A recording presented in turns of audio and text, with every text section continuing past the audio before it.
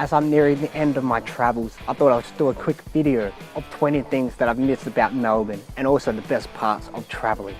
Number one of the 20 things would definitely be my family. I just miss being able to come to a house of my family, being able to join their company and be part of the family. Because being out for 8 weeks is a long time without their support, their encouragement and their financial provision, but also just their company and what they bring into my life and the wisdom, and just being able to come home and just say hello to my family every day. Number two will be my friends and familiar faces. Over my travels, I've had to meet new people. I've had to have the same conversations of introducing myself over and over again. It'll be good to get into depth in my conversations with the people that I know, and I definitely miss them, whether they're at work, family, church, or around the place that I know. Number three would definitely be church. I have missed church, being able to be part of the fellowship, part of the body, of their support, of their love and the joy of being part of a church and also worshipping God. And number four would be Empire. I've been part of Empire for about 10 years, and 8 weeks is a long time without the people that I know and love doing life with, so I'm looking forward to getting back to Empire. Number five would be my dogs. Now this is a bit of a tricky one because my dog did pass away, so I do definitely miss him. But we also got a new addition to the family, and also Finn, my 1-year-old pup. So I'm looking forward to having them around and feeling the joy that they bring into my life with their craziness and their antics and also their company, because they are truly man's best friends. Number six is coffee. I'm definitely miss coffee. I've tried Vietnamese coffee, I've tried black coffee, I've tried really bad cappuccinos and lattes. Melbourne truly is a place to drink coffee. Although New Zealand has been pretty good and Japan love their coffee, but I am missing coffee. Number seven would be my hamburgers. No place truly makes better hamburgers than Australia and Melbourne, so I'm definitely missing those juicy hamburgers that I enjoy over companies. Number eight would be my home. Just having that security of your own bed, of your own room, your own privacy and the place that you know. And having the place where you can put all your things in and just make it your own. Because I've been traveling around, sleeping in many different rooms, I'm definitely missing my home. Number nine would be the language. There is no barrier in language and communication in Australia, whereas you're speaking another language in Asia. So it's been challenging, but it's been a good challenge. Although I'm looking forward to having much easier and much more stimulating conversations because they're in our own language that we know and love.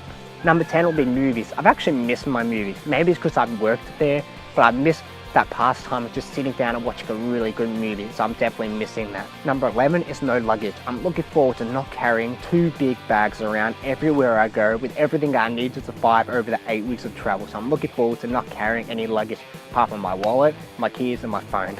Number 12 would be familiar areas. I know where I am when I'm in Melbourne. I know where I'm going. I know where things are. I know where I need to go.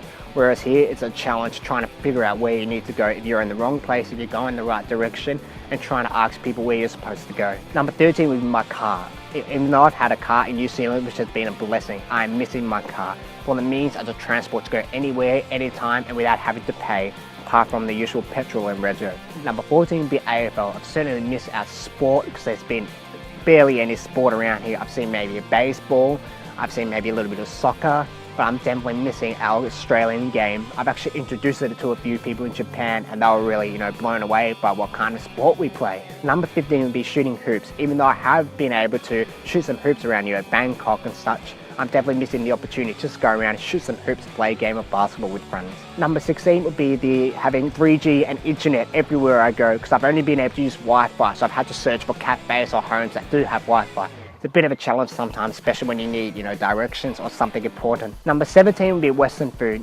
Sometimes I got sick of Asian food, sometimes I got sick of particular foods. I just didn't feel like eating what they normally eat, so I had to search for Western food, whether it was burgers, whether it was steak, whether it was chips, whether it was pasta. So Western food is definitely something I've missed. Number 18 would be milk. Some of the Asian countries barely have milk. Sometimes they have condensed milk, but not many people have milk. So I've certainly missed my milk for my coffee, for my cereal, and for other things that I use there. Number 19 would be human interaction and touch. Just that traveling solo has its challenges, and one of them is sometimes being alone.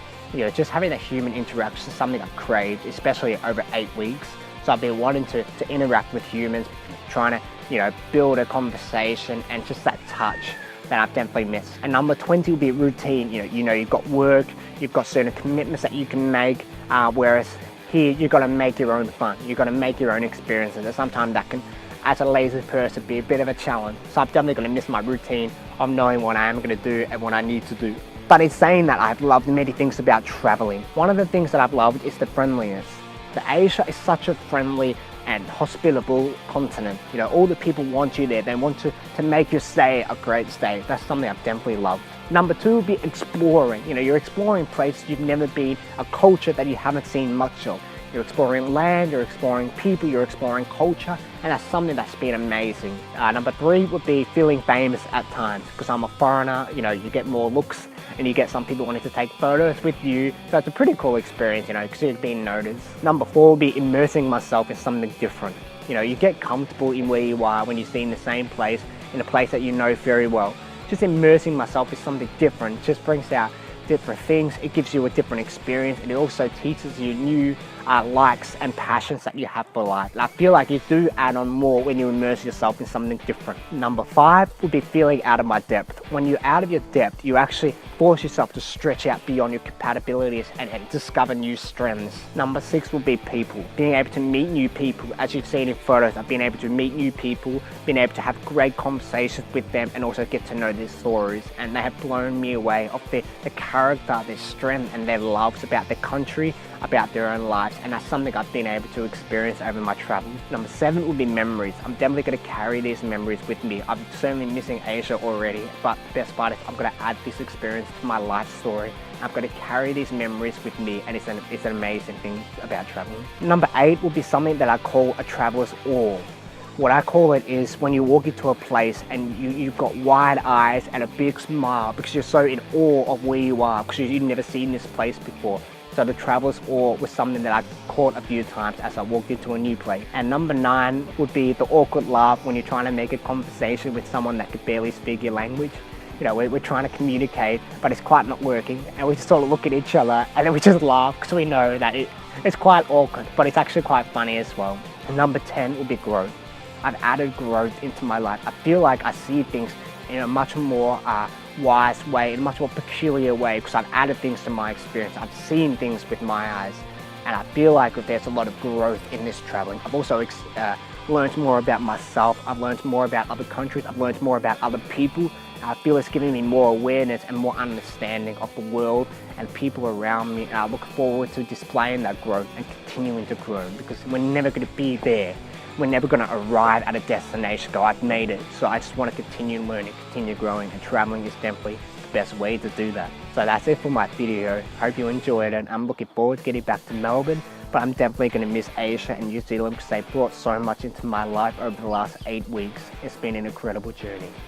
Till I see you next time.